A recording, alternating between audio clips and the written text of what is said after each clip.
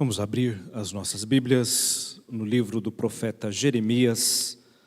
Nós vamos ler no capítulo 16, a partir do versículo 19, até o capítulo 17, o versículo 10.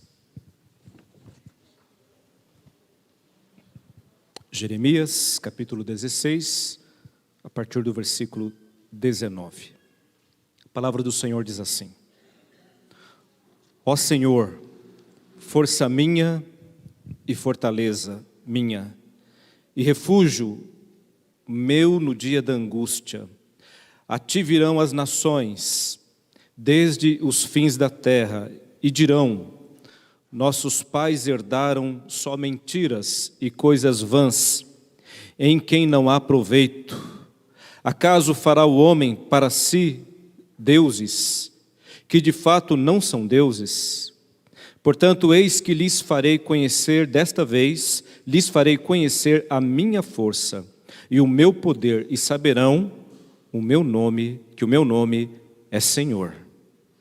O pecado de Judá está escrito com um ponteiro de ferro e com diamante pontiagudo gravado na tábua do seu coração e nas pontas dos seus altares.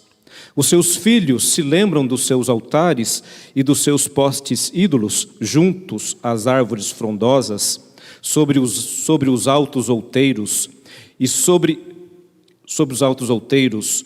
Ó monte do campo, os teus bens e todos os teus tesouros darei por presa, como também os teus altos por causa do pecado em todos os teus territórios. Assim, por ti mesmo te privarás da tua herança que te dei, e far-te-ei servir os teus inimigos na terra que não conheces, porque o fogo que acendeste na minha ira arderá para sempre. Assim diz o Senhor: maldito o homem que confia no homem, faz da carne mortal o seu braço e aparta o seu coração do Senhor. Porque será como o arbusto solitário no deserto, e não verá quando vier o bem.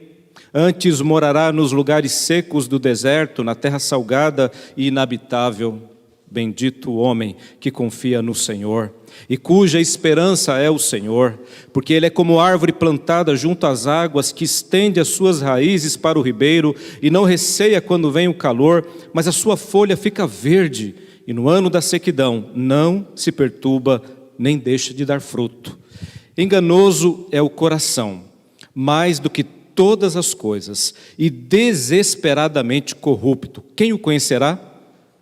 Eu, Senhor, esquadrinho o coração.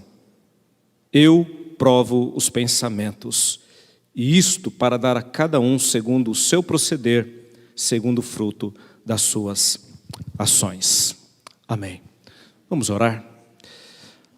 Pai amado, fala conosco nesta noite, que a Tua palavra que foi lida e será exposta possa encontrar lugar em corações e dar frutos, Deus.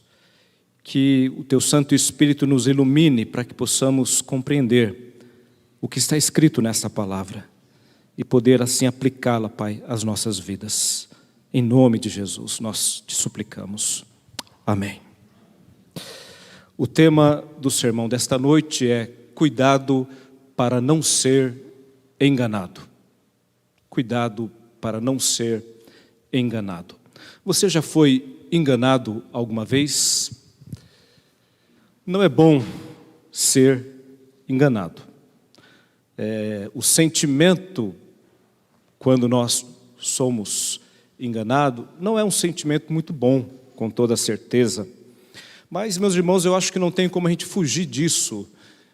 Todos nós aqui teríamos alguma experiência nesse sentido. Todos nós já fomos passados para trás em alguma situação da nossa vida. Algumas nós vamos rir delas lá na frente, vai ser engraçado. Outras a gente vai chorar. Algumas serão bobas, sem importância nenhuma. Outras terão consequências que talvez a gente tenha que durar muito tempo aí ainda para trabalhar com as consequências desse engano. Mas o fato é que o engano está presente na nossa vida. Nós somos enganados muitas vezes. Nós estamos vivendo aí o começo da Black Friday, e no Brasil, como se brinca alguns fazem isso, né? Tudo pela metade do dobro do preço. Aí você vai pagar, pensando que está pagando barato, e na verdade, a pessoa aumenta o preço 2 vezes, depois fala que está dando desconto, e aí você é enganado. Somos enganados até sutilmente, não sei se você já percebeu isso. Eu gosto de fazer mercado. Você vai comprar o produto e paga determinado preço no produto. Depois você vai de novo comprar o produto, ele já está um pouco mais caro. Porém, além de estar mais caro, agora o que eles estão fazendo, né? Estão diminuindo o peso do produto. E outro dia eu me surpreendi, porque o produto que eu pagava 1 quilo, passou para 900 gramas e agora 800, e é o mesmo preço, ou até mais caro. E se você não presta atenção, você vai no automático, pega o produto e nem vê que você está sendo, na verdade, lesado, porque além de aumentar o preço, ainda diminuiu a quantidade. O brasileiro sofre com todo tipo de engano, não tem jeito. Tem os golpes, e você pode já ter sido alvo de um por telefone. Os golpistas estão aí tentando ganhar dinheiro com ligações de falsos sequestros, falsos acidentes, e por aí vai.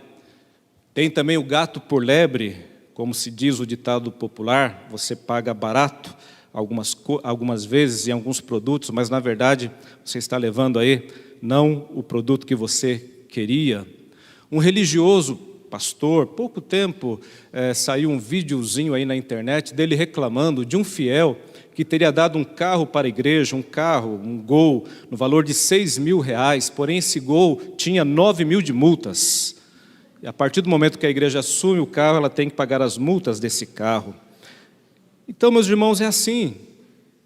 É o famoso conto do vigário, que você já pode ter caído nele. Aliás, eu não sei se você sabe o que é o conto do vigário, o tal do conto do vigário que as pessoas dizem. E daí vem a palavra vigarista. Conta-se que lá no século XVIII, no nosso Brasil, lá em Ouro Preto, tinha 2 paróquias, uma do Pilar e a outra do Carmo. As 2 paróquias ficavam próximas uma à outra e havia muita disputa entre os fiéis e os vigários daquelas 2 paróquias, para saber quem que era a melhor, a que tinha mais frequência, a que era mais animada. Então havia uma competição muito grande entre estas 2 paróquias, a do Pilar e a do Carmo. Um fiel que frequentava as 2 resolveu fazer 2 santas para dar de presente para a paróquia, para as paróquias. Para cada uma ele iria fazer uma santa. E ele caprichou, como ele era muito devoto, ele não quis fazer de qualquer material a santa, ele fez a santa de ouro. Mas como ele gastou muito para fazer uma santa, ele só conseguiu fazer uma, não conseguiu fazer 2.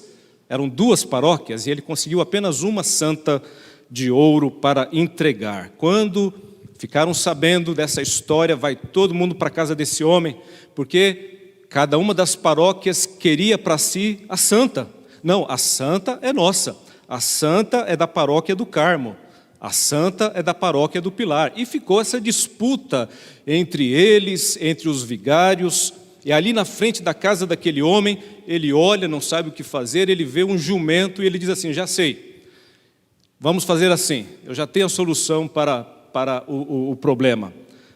Nós vamos fazer uma festa, vamos colocar a santa em cima do jumento, e colocar no meio da cidade. Para o lado que o jumento for, se ele for para o lado do Pilar, ele fica com a paróquia do Pilar. Se ele for para o lado do Carmo, ele fica com a paróquia do Carmo. Resolvido então o problema, 1 semana de expectativa na cidade, todo mundo ali se preparando para esse grande dia.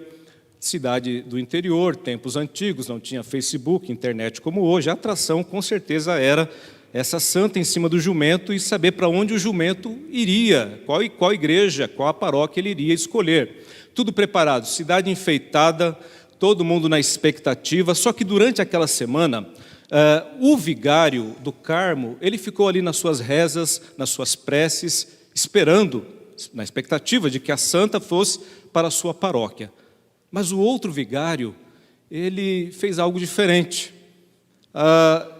Ele esperava todo mundo dormir. Quando todo mundo ia dormir, a cidade ficava em silêncio, tranquila. Na madrugada, ele ia até onde o jumento estava, pegava ele e levava ele até a sua paróquia. Dava comida para ele e ficava treinando o jumento. E ele fez isso a semana inteira e ninguém viu. De maneira que quando chegou no dia da festa e no dia da decisão, todo mundo reunido, banda tocando, cidade enfeitada, jumento enfeitado, santa em cima do jumento, e todo mundo esperando ali. Chegou a hora e o jumento parado.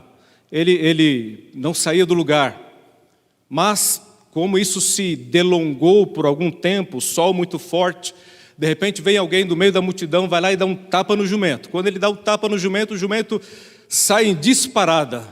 E qual a direção que ele tomou?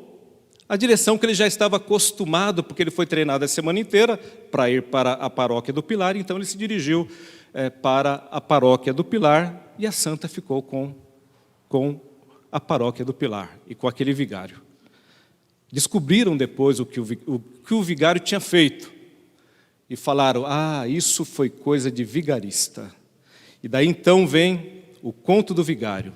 A palavra vigarista, ele usou de artifícios, de artimanhas ilegais para poder conseguir algo, para poder enganar e levar para si então aquela imagem. Mas, meus irmãos, não é sobre isso que eu quero falar com você nesta noite, porque tudo isso são coisas muito menores diante daquilo que a palavra de Deus nos coloca neste texto que nós acabamos de ler. Aliás, esse texto que nós acabamos de ler fala sobre algo que a Bíblia inteira está falando. Se você abrir a tua Bíblia no Gênesis, você vai encontrar Adão e Eva no jardim. E ali aparece a serpente. E a serpente, ela engana Eva. O texto de Gênesis 3:13 diz exatamente isso, quando Deus vai questionar Eva: que é isso que fizeste? Qual a resposta dela? A serpente me enganou e eu comi.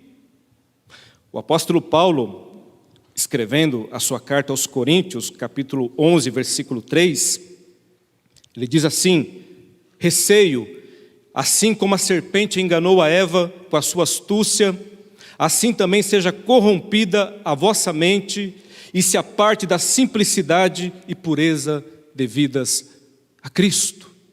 Paulo diz que aquele engano que aconteceu lá atrás, ele continuava acontecendo e ele temia pela igreja.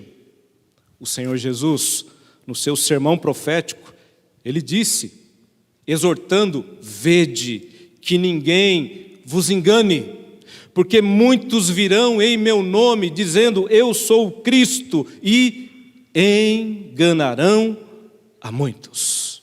Portanto, meus irmãos, o tema engano está presente nas Escrituras. Nós devemos atentar para isso. Quando Jeremias escreveu este livro, ele estava já preparando o povo para um dos momentos piores na vida de Israel, que foi o cativeiro babilônico. Jeremias é o profeta que anuncia o cativeiro. É aquele para o qual Deus vai dizer: Jeremias, nem adianta clamar, porque eu não vou ouvir. Já está sentenciado, o castigo virá. Jeremias é aquele que anuncia o cativeiro e vê o cativeiro chegar. É por isso, meus irmãos, que Jeremias escreveu Lamentações. Lamentações de Jeremias. É aquele que está andando pela cidade e vendo a destruição que Nabucodonosor e o seu exército havia feito ali. E nesse texto, Jeremias, mais uma vez, ele está trazendo a palavra de Deus ao povo, porque ele era fiel. A palavra na boca do profeta era: assim diz o Senhor. Deus estava falando por intermédio de Jeremias. Deus falou por intermédio dos seus profetas, e o povo deveria ouvir a palavra do Senhor na boca destes homens, mas muitas vezes o povo não ouviu. E aqui, meus irmãos, Jeremias ele está dizendo: cuidado, Cuidado, porque vocês podem estar sendo enganados. Há, meus irmãos, 3 tipos de enganos aqui nesse texto. E observe que eu e você estamos diante disto o tempo todo e podemos também ser afetados por esses enganos. O primeiro engano que nós encontramos aqui nesse texto está no versículo 19 até o versículo 21 do capítulo 16. Especialmente no versículo 20, eu vou reler, quando diz assim: acaso fará o homem para si deuses que de fato não são deuses? Fará o homem para si deuses que não são deuses? O primeiro engano é o engano dos falsos deuses. Cuidado para não ser enganado. Meus irmãos, nós sabemos que existe apenas um único Deus, um único Senhor, vivo e verdadeiro. Aquele que disse através de Moisés ao povo: não terão vocês outros deuses diante de mim, não farão para vocês imagens nenhuma e não as adorarás. Existe um único Deus que é Senhor absoluto, Rei dos céus, Rei da terra, Rei do universo. Portanto, qualquer divindade, qualquer idolatria, seja ela qual for, aquela que o homem construiu para si, aquela divindade que ele fez para si mesmo, ou uma divindade que tenha se apresentado a ele como Deus, é mentira, é engano, porque só existe um único Deus. Isto vai ser denunciado, meus irmãos, pelo profeta Jeremias, aqui diante de Israel, porque é bom lembrar que um dos problemas de Israel, um dos pecados de Israel, qual era? A idolatria. O povo se desviou do Senhor muitas vezes e passou a construir para si postes ídolos. No capítulo 17, versículo 2, seus filhos se lembram dos seus altares e dos seus postes ídolos, junto às árvores frondosas, sobre todos os outeiros. No versículo 1, capítulo 17, o pecado de Judá está escrito, esse pecado da idolatria, como um ponteiro de ferro e com diamante pontiagudo gravado na tábua do seu coração. A figura usada aqui por Jeremias de ponteiro de ferro, meus irmãos, é algo como se ele dissesse: o pecado está tão impregnado no coração desse povo, criou uma casca e se tornou impenetrável, não dá para entrar no coração deles, porque é algo que se tornou, o coração está tão duro, que não tem como entrar nesse coração. E Deus já havia dito isso lá atrás. Cuidado, porque esses ídolos, se vocês forem por esse caminho, servirão de laço para vocês, de armadilha. Lá em Êxodo capítulo 23, versículo 32, está escrito isto. Deus diz através de Moisés: eles serão cilada. Se vocês se desviarem dos meus caminhos e irem após outros deuses, eles serão cilada para vocês. Agora, meus irmãos, é certo que idolatria não é apenas você estar diante de uma imagem e adorá-la. Idolatria tem um conceito mais amplo, porque talvez você diga: pastor, bom, esse problema eu não tenho, eu nunca fiz isso, eu não tenho esse problema. Mas nem por isso, essa palavra também não é para você, porque a idolatria, muito embora na Bíblia, na maioria das vezes você vai encontrar ela associada a imagens, a essa adoração a ídolos. Nós vamos encontrar também, meus irmãos, na Bíblia, um outro tipo de idolatria. O livro de Timothy Keller, quando ele fala sobre deuses falsos, ele vai trabalhar bastante naquele versículo que fala sobre os ídolos do coração. Não os ídolos que estão nos altares, mas os ídolos que estão dentro do nosso coração. Porque se no passado se adorava a beleza, né? A deusa da beleza, o Deus do amor, o Deus da guerra, cada um tinha o seu nome, o seu altar. Hoje em dia, meus irmãos, será que é diferente na nossa cultura? Na nossa cultura, meus irmãos, nós não somos tão diferentes assim.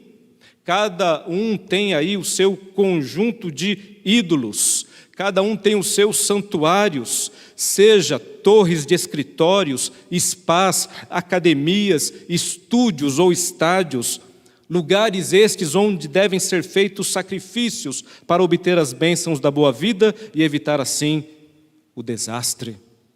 Temos os deuses da beleza hoje, os deuses do bem, do dinheiro, da conquista. Hoje as pessoas podem não se ajoelhar diante de Afrodite, mas quantas mulheres e quantos homens estão sofrendo depressão, transtornos alimentares, com uma preocupação excessiva por conta da beleza do corpo? Ora, meus irmãos, também não é um tipo de divindade, de adoração. Não podemos, talvez, queimar incenso a Ártemis, mas quando o dinheiro e a carreira são levados a proporções cósmicas, realizamos uma espécie de sacrifício infantil, como era feito no passado, quando sacrificavam os filhos aos deuses. Hoje se negligencia a família e a comunidade para alcançar o quê?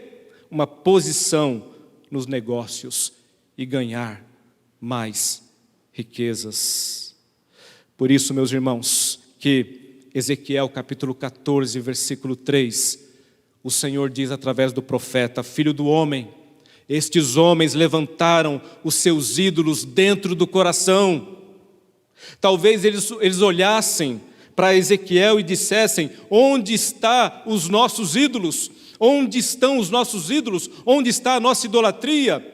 Talvez neste momento aqui não tivesse nenhum ídolo perto deles, mas o profeta diz: dentro do coração, que é tropeço para a iniquidade e que eles têm sempre diante de si. Portanto, meus irmãos, nós precisamos tomar cuidado com isso, porque os falsos deuses, eles são um engano, uma mentira. Tudo aquilo que nós colocamos em primeiro lugar na nossa vida pode se tornar uma divindade. Nós podemos idolatrar estas coisas, e são coisas falsas, porque só existe um Deus, um único que pode ocupar esse lugar na nossa vida. Mas para além disso, a idolatria é algo muito pior, quando manifestada de outras maneiras. Por isso que Paulo orienta a igreja, dizendo assim: que pois digo eu, que o sacrificado ao ídolo é alguma coisa? Ou que o próprio ídolo tem algum valor? Antes digo que as coisas que eles sacrificam é a demônios. Paulo vai dizer, meus irmãos, na sua carta aos Coríntios, que estavam envolvidos também com essa cultura de idolatria, dizendo que essa idolatria, na verdade, era culto aos demônios. E aqui eu tenho que alertar a todos que estão aqui, nos ouvem, porque o nosso país, que é um país de muito sincretismo religioso, tem gente mexendo com essas coisas. É muito comum. E isso tem sido desmistificado no nosso meio e apresentado como algo bom, bonito, belo. Já está presente, meus irmãos, nas redes sociais. E tem atraído a muitas pessoas. Muitas pessoas têm buscado estas coisas que a Bíblia condena. A Bíblia diz: não há comunicação entre vivos e mortos. E se você está fazendo isso ou procurando isso, na verdade você está se envolvendo com demônios. Toda idolatria é demoníaca, porque se só existe um Deus, essas coisas não provêm dele. E se não provém dele, não existe neutralidade. O inimigo está atuando e destruindo a vida de muitos. Moisés, no livro de Deuteronômio, capítulo 32, versículo 17, sacrifícios ofereceram aos demônios e não a Deus. Então essas coisas não são brincadeira. Cuidado Cuidado com o engano dos falsos deuses. Não confie neles, não confie nos falsos ídolos. Não confie nos falsos ídolos. O segundo engano que nós temos aqui neste texto, meus irmãos, no capítulo 17 que lemos, versículos 5 a 8, ele vai dizer assim, no versículo 5: assim diz o Senhor, maldito o homem que confia no homem. O segundo engano que nós temos aqui é o engano dos homens. O engano dos homens. Nesse contexto, o povo de Israel estava confiando nos egípcios, porque com medo dos caldeus, eles queriam então proteção, livramento, e eles entendiam que isto poderia vir por parte dos homens, dos egípcios, do seu exército, da sua força. E a palavra do Senhor para eles é: maldito o homem que confia no homem, que faz da carne mortal o seu braço e aparta o seu coração do Senhor. Isso fica muito claro lá em Isaías capítulo 34, 31, versículo 1, quando também falando ao povo, Isaías diz assim: ai dos que descem ao Egito em busca de socorro, e se estribam em cavalos, que confiam em carros porque são muitos, e em cavaleiros porque são fortes, mas não atentam para o Santo de Israel, e nem buscam ao Senhor. Então, meus irmãos, quando o texto diz, maldito o homem que confia no homem, é nesse sentido, é esta confiança. Porque quem confia assim está sendo enganado, porque o homem nada pode fazer por nós. Quando o homem se afasta de Deus, ele vai procurar meios para preencher o seu coração. O homem precisa disso. E muitas vezes, ao invés de procurar em Deus, ele vai procurar em outros homens, em forças, em poderes, em políticos, em governantes, em poderosos.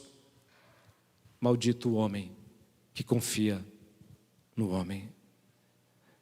Onde nós temos colocado a nossa confiança. O salmista vai dizer assim: uns confiam em carros, outros em cavalos, mas nós confiamos no Senhor, nosso Deus. Você precisa confiar no Senhor. E por que eu não posso confiar no homem? E entenda que essa confiança aqui não tem a ver com a relação que nós temos uns com os outros, não é nesse sentido. Mas posso dizer que até nesse sentido você tem que tomar cuidado. Quem já não foi enganado, traído por outras pessoas? Quem não tem marcas na sua vida por conta de relacionamentos que o fizeram sofrer? Maldito o homem que confia no homem. Sabe por quê? Porque o homem é pecador. Todos são pecadores. O homem, ele vai falhar. Ele pode nos decepcionar. Por isso eu não posso confiar nele. Eu preciso confiar tão somente no Senhor. A minha confiança precisa estar em Deus. É aquilo que acontece com muitos até dentro da igreja. Se aborrecem com alguma situação, com algum irmão, com a liderança, querem sair da igreja, mas muitas vezes o problema está onde? Um relacionamento errado, porque não entenderam que o homem pode falhar e vai falhar muitas vezes. Mas a nossa confiança não tem que estar nos homens, e sim no Senhor. O homem, saiba, é capaz de tudo. Dependendo da circunstância e do nível de angústia e desespero, nós não podemos aí imaginar o que um homem pode fazer. Portanto, cuidado com este engano. No tempo do profeta Jeremias, falando no contexto religioso, havia muitos homens pregando também a palavra do Senhor, mas eram falsos profetas. E Jeremias vai dizer assim no capítulo 6, porque desde o menor até o maior, cada um se dá a ganância, e tanto o profeta como o sacerdote usam de falsidade. curam superficialmente a ferida do meu povo, dizendo paz, paz, quando não há paz. Havia homens naqueles dias dizendo que eram enviados do Senhor, mas eram mentirosos, trazendo uma palavra de paz, quando não era essa a palavra de Deus ao povo. Mas veja, o povo gostava, porque o povo gosta quando ouve palavras boas, palavras que alegram o seu coração. A palavra de Jeremias era uma palavra dura. Vocês precisam se arrepender dos seus pecados, das suas idolatrias, das suas maldades. O Senhor virá com o exército inimigo contra vocês. Agora, os outros profetas diziam, que é isso? Paz, shalom, shalom. Curavam superficialmente as feridas. O povo ia gostar de quem? Quem não tinha compromisso com Deus e com a palavra de Deus, seguia após esses falsos profetas. Quanto a Isaías, Jeremias, Ezequiel e tantos outros, eles perseguiam, eles matavam, até alguns cerrados pelo meio, e davam ouvido aos falsos profetas. Isso continua hoje, meus irmãos. Olhe para a realidade do nosso país, quantas igrejas pervertendo o Evangelho. Igrejas estão cheias, seguindo mentiras. Se você não acompanhou, no mês passado, um pastor, ele escreveu uma carta que, quando ele morresse, ele iria ressuscitar ao terceiro dia. Foi lá em Goiás. Ele deixou escrita essa carta. Ele morreu, como todo homem vai morrer um dia. E agora todo mundo na expectativa do pastor ressuscitar, porque ele escreveu que Deus falou com ele, que ele iria ressuscitar. Alguns devem ter acompanhado essa história. Houve até algumas situações complicadas para não enterrar o homem, porque não é comum ficar 3 dias esperando para enterrar, mas fizeram isso por conta dessa situação. A multidão reunida ali, esperando o que ia acontecer, e não aconteceu nada.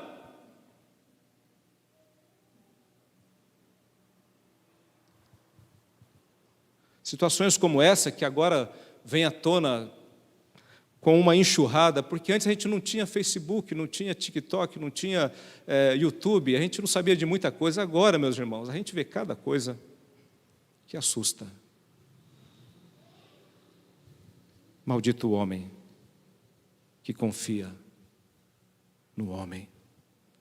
Mateus 7,15, acautelai-vos quanto aos falsos profetas, eles se aproximam de vocês disfarçados de ovelhas, mas no íntimo são lobo devoradores. Paulo fala sobre os apóstolos daqueles dias. Eles se fingiam de obreiros, mas eram falsos apóstolos, desonestos. Paulo vai dizer, olha, eu, ou até mesmo um anjo, se descer do céu, se trazer para vocês outro evangelho, que não o evangelho de Cristo, seja maldito. João, ele vai dizer assim, amados, não dei créditos a qualquer espírito, antes, porém, avaliai com cuidado se os espíritos procedem de Deus, porque muitos falsos profetas têm saído pelo mundo. Cuidado. Cuidado, meu irmão. Engano dos falsos deuses. Não confie nos ídolos. Engano dos homens. Não confie nos homens, confie no Senhor. E você tem que seguir alguém, se você ver nele a unção de Deus. E se aquilo que ele está falando está de acordo com a palavra de Deus. A nossa igreja, a Igreja Presbiteriana do Brasil, ela tem esse cuidado para com seus membros, oficiais, pastores, e deixamos isso muito claro. Quando o membro entra na igreja, ele promete obedecer às autoridades, enquanto elas forem fiéis às Sagradas Escrituras. Essa é a confiança e a obediência que eu tenho que ter. Mas eu não posso seguir ou confiar em alguém que que está indo contra a palavra. O último engano desse texto, meus irmãos, Jeremias capítulo 17, no versículo 9, enganoso é o coração, mais do que todas as coisas, e desesperadamente corrupto. Quem o conhecerá? Cuidado com o engano do coração. Você já deve ter ouvido, siga o teu coração. Bonito, né? Siga teu coração. Vai aonde o teu coração está te mandando. O coração virou bússola para muitos. Qual o perigo disso? Essa ideia de que o coração pode levá-lo a algum lugar bom. A Bíblia vai dizer o seguinte: não siga o seu coração. É o contrário. Porque o coração, ele é enganoso e desesperadamente corrupto. Jesus diz: do coração vem pensamento mau, assassinato, adultério, imoralidade, roubo, falso testemunho, difamação. Como é que eu posso seguir o meu coração? Calvino diz: o coração é uma fábrica de ídolos. Aqui dentro, o tempo todo, nós estamos lutando contra nós mesmos e contra essa tendência de inventar ídolos. Como que eu vou seguir o meu coração? Ouvir o meu coração? Meu irmão, ouça conselhos, tenha mentoria. Provérbios 12, 15. O caminho do insensato aos seus próprios olhos parece reto, mas o sábio dá ouvido aos conselhos. Que negócio é esse de seguir o teu coração? Ouve conselho de um homem de Deus, de uma mulher de Deus, de um pai, de uma mãe, de um mentor espiritual, alguém da sua confiança.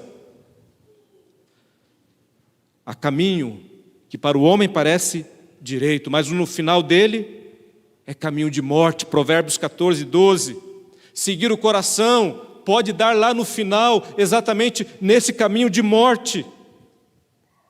As nossas escolhas não são as melhores quando guiadas pelo coração. Aonde o coração vai nos levar, muitas vezes, a esse caminho de morte. Aos nossos olhos pareciam bons, mas lá no final deu tudo errado. Quantas heresias, quantas inverdades no meio evangélico, porque muitos têm seguido o seu coração. Deus é amor. E nesse guarda-chuva do amor de Deus, pode-se tudo, permite-se tudo, tudo é válido, tudo é certo. Acolhe-se a todos, acolhe-se a todas. Recentemente também, nas redes sociais, tem se mostrado situações assim, de situações em que a Bíblia condena claramente, mas algumas supostas igrejas têm demonstrado situações como se fosse a coisa mais natural, mais verdadeira.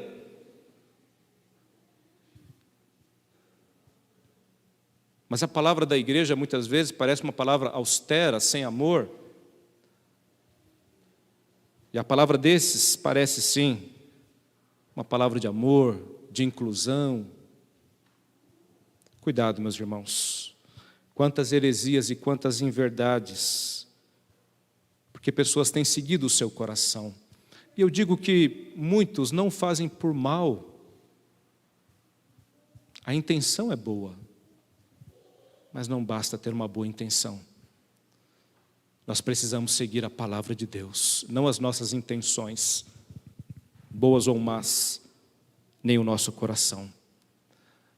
A nossa riqueza, o nosso tesouro estará aonde estiver o nosso coração. A oração do salmista tem que ser a minha e a tua oração. Sonda-me, Senhor. Prova-me. Conhece os meus pensamentos. Vê se há em mim algum caminho mau e guia-me pelo caminho eterno. Porque o Senhor é aquele que no versículo 10 diz: eu esquadrinho o coração. Esquadrinhar é examinar minuciosamente. É procurar, é em todos os cantos, lugares, palmo a palmo, essa ideia. Nós não nos conhecemos, Estamos nessa caminhada aqui desse autoconhecimento, mas não nos conhecemos.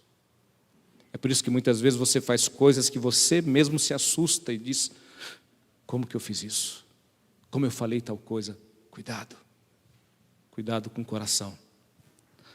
Ele é enganoso. Ele é desesperadamente corrupto. Mas o Senhor, Ele esquadrinha o coração. Ele conhece o nosso coração. Ele sonda o nosso coração.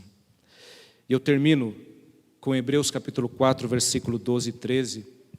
A palavra de Deus é viva e eficaz, e mais cortante do que qualquer espada de 2 gumes, e penetra até ao ponto de dividir alma e espírito, juntas e medulas, e é apta para discernir os pensamentos e propósitos do coração. E não há criatura que não seja manifesta na sua presença, pelo contrário, todas as coisas estão descobertas e patentes aos olhos daquele a quem temos de prestar contas. Que o Senhor, pela sua palavra nesta noite, possa esquadrinhar o meu e o teu coração, limpá-lo de tudo aquilo que precisa ser limpo. Que nós possamos confiar tão somente no Senhor. Não confiar em ídolos, sejam eles quais forem. Não confiar de maneira nenhuma no homem, porque maldito é aquele que confia no homem. E não confiar também de forma nenhuma no nosso coração. A confiança tem que estar no Senhor, e tão somente no Senhor. Assim, nós seremos este homem bendito do versículo 7. Bendito o homem que confia no Senhor e cuja esperança é o Senhor. Este é aquele que vai prosperar. Este é aquele que é como árvore plantada junto às águas. E ele vai estar sempre ali dando frutos. A sua folha não se ressecará, mesmo com um intenso calor. A sua folha ficará verdinha, e mesmo no ano da sequidão, ele não deixará de dar frutos. Estamos terminando aí a pandemia de Covid-19, graças a Deus, caminhando para o final. Os que confiam no Senhor estão de pé, com toda a luta, com toda a dificuldade, permaneceram em pé. Muitos confiaram em ídolos, em deuses que não são deuses. Confiaram em homens, confiaram no coração. Estão passando por lutas, por dificuldades, caídos pelo caminho. Mas há tempo ainda, há tempo de tomar uma decisão. Quem sabe esta noite, ao ouvir essa palavra, seja o momento de você voltar e se arrepender e colocar a sua vida diante do Senhor. Senhor, eu quero confiar tão somente em Ti. Eu tenho certeza que o Senhor ouvirá a tua oração e trabalhará na sua vida, trazendo transformação, cura, restauração, em nome de Jesus. Amém.